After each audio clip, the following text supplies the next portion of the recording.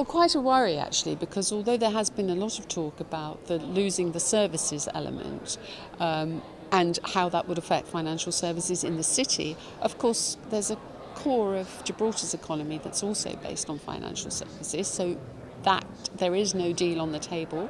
And the customs union in goods is really relatively irrelevant to Gibraltar. So the movements that have been made don't help Gibraltar at all, even if they were agreed. In my view, we need to move on beyond that into the single market for services, and I just don't see that ground being broken. Well, it does emphasise the fragility of the whole thing, doesn't it? Because we thought that by the end of the weekend, that she'd managed to stamp her authority on the cabinet, and then of course two of the main players leave.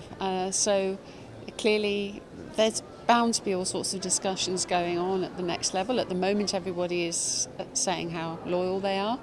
I haven't heard public pronouncements from all the members of the cabinet. Presumably some are watching what's going on.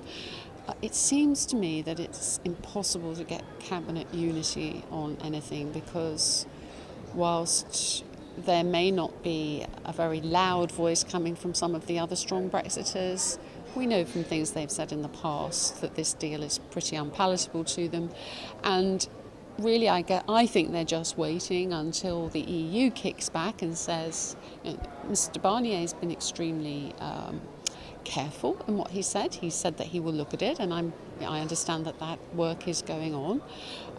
But when he comes back, and I think it's inevitable that there are things in that agreement that simply can't work as far as the EU is concerned, then I think we'll see some more cabinet members saying, oh yeah, well, we were prepared to agree with that, but you didn't get that, so we're no longer, we haven't reneged on anything, we're no longer in the deal because the deal hasn't been accepted by the EU. I think that's what they'll use as the excuse. Although we will of course hear voices from Westminster telling us that she's holding it all together, and good luck to her. I think underneath there's an awful lot of activity going on, and by no means am I convinced that many of the Brexiters that I know are going to accept any of this. It's just a holding. It's all going to fall apart, I think, a little bit later after the summer. But for the time being, over the summer, maybe it will hold.